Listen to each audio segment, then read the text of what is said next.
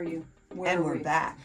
I'm Leisa Holland-Nelson Bowman Lombardi, the fashionista, bio babe, Coach Nelson, the greatest football coach who never walked a sideline and probably never will, and the once bracketologist. Once upon a time. I'm here with the perfect bracket. I did a perfect bracket. Right. One. Anyway, all you have to do is one. Just see where they go. That's what I did. And we're going to change bracketology. We're also going to change something else in the world. Not that it's a sport, but it kind of is. What? There's a new mahjong called Taiwan, and you can play it like Jen. You don't have to use that stupid card. So we're going to do that too. It's going to be good for our brains. Next. Who are you? Shavonnah Schreiber, the other half of Culture Club HTX, the executive producer, the co-host, the eighth wonder of the world, the parliamentarian who is clearly having a rough go today. Clearly. But actually, we have a guest that the Bio Babe is going to introduce. Yes. Bio Babe, who's with us? I'm so excited. Seriously. Today we're joined by Anna Hawley, the president and CEO of the Lone Star Flight Museum here in Houston. Yay! A Houston native, Anna brings more than 30 years of experience in museums, tourism, and nonprofit leadership.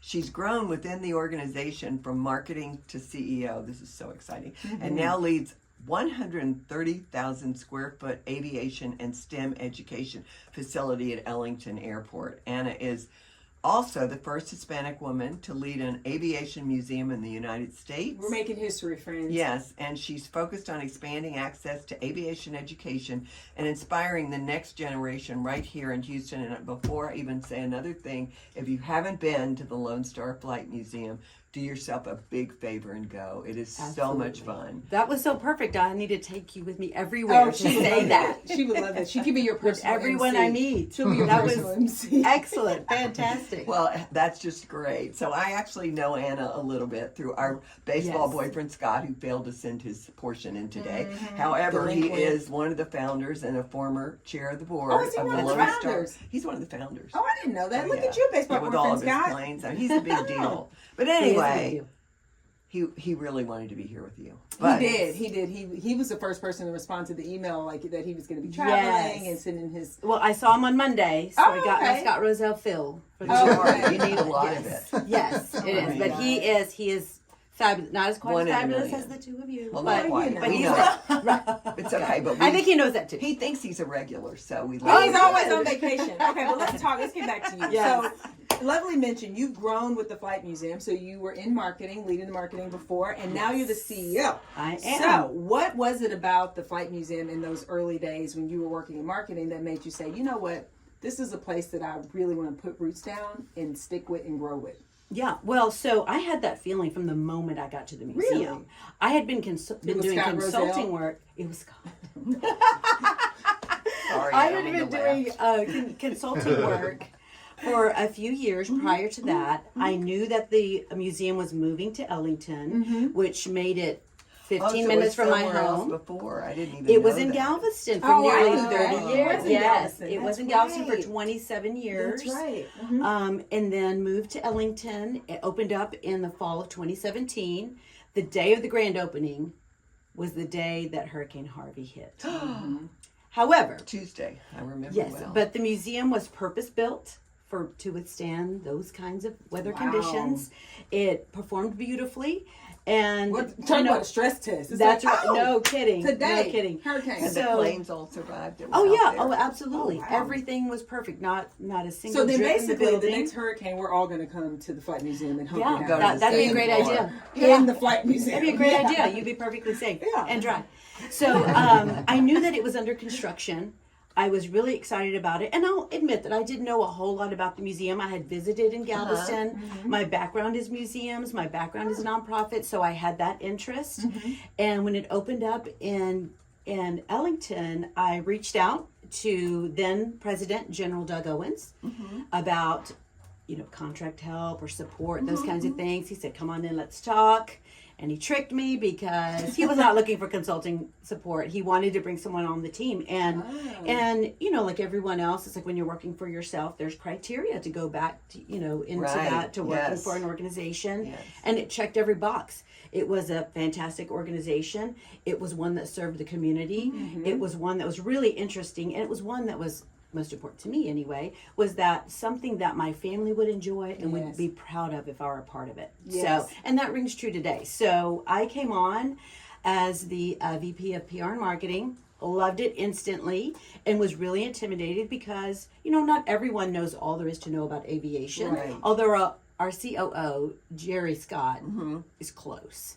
I always say that he was probably born in a hangar. He probably was. Yes, I he knows. have to say thank you, Jerry. He took great care of me when I was out there. Yes, I mean, he is a wealth of knowledge about all things aviation, That's awesome. which is great because we really balance each other off, Yes. balance each other a lot. So I know museum operations and how to grow it and how to make it exciting, and we built a really great team. When General Owens retired, and he passed, they say that you got the stick when you're flying, that, he passed it on to me, and it was, a great team. And I'm grateful for the fact that he kept me in the building of the, of the team and of the organization. So when it was time for him to retire, the board was, it was a seamless change. And I'm grateful that I had the support of the board, the support of General Owens, and here we are almost 2 years later, if you can believe that. And it's been great. It's, everyone got hit really hard with COVID. Of course. We did too. Yeah. But we like to consider ourselves this great organization that can pivot easily. And we did. We opened up 6 weeks after everything shut down. Yeah. Because we have You have 130,000 space, square feet There's plenty to there. socially Yeah. distance. Yeah. Yes, we did. And the community responded. We opened up with a pay what you can. And people did. Some people paid, some didn't. We welcomed everyone. And that was great. really the start of a new kind of relationship with the greater Houston community. So it was at that point that we really took advantage of the fact that, okay, let's be really intentional about where we want to go and how we want to grow. And what we called a leap strategy internally. And it was, what are the things that we can do to, because incremental growth is great. But we really needed to see some substantial growth, because when we left Galveston, on Galveston Island, which is fantastic, it's a built-in audience. So we there was those accidental visitors, so to speak. They see it there. Oh, let's go visit there too. Well, when we moved to Ellington, it became more of a very intentional kind of visit, and we knew that. Destination. That's right. Destination, That's yes. exactly right. Right. So we had to sort of shift our mindset to that, to convince people that it is worth the visit. It is worth the experience. So in 2021, we, internally, along with the support of the board of directors, launched this, LEAP strategy. And it was to open up new exhibits. It was to launch new programs, expand our education, and really focus in on our fundraising. And thankfully, the city of Houston, Greater Houston area, really put their arms around us and supported us. So from 2021 to 2023, we grew 170%. That's fantastic. During Yes. middle During those- COVID and after. That's right. Which So is spectacular. in 2021, we had just over 35,000 visitors total, and less than 4,000 school students come to visit the museum. By 2023, we had hit 100,000 visitors. Wow. And 17,000 students. So Where are today, we now? so in 23, we established a new normal for ourselves. And we ended 2025 with 26,000 students coming through and 110,000 visitors in the year, which is not capacity, but close. I mean, yes, that's a lot. it absolutely It's a lot. is. Yeah, Yes, it really it is is. a lot. And, happy that this 100,000 visitor mark is our new normal. We just want to grow from there. And we absolutely have the capability to do that. So what do you want to tell people who haven't been out there in 5 Yes. years? What's What's if different? they're like, what's What different? do I need to go back and see? Yes, so many people, thousands of people had visited the Lone Star Flight Museum in Galveston. What's different now is that we have evolved that experience from visiting these aircraft in a hangar, because people think of a aviation museum as, a dusty hangar Old with planes. old planes all stacked in, and maybe that's what it was many years ago. Sure. Now, when we moved to Ellington, again, took advantage of an opportunity to really put together something that has never been seen before here.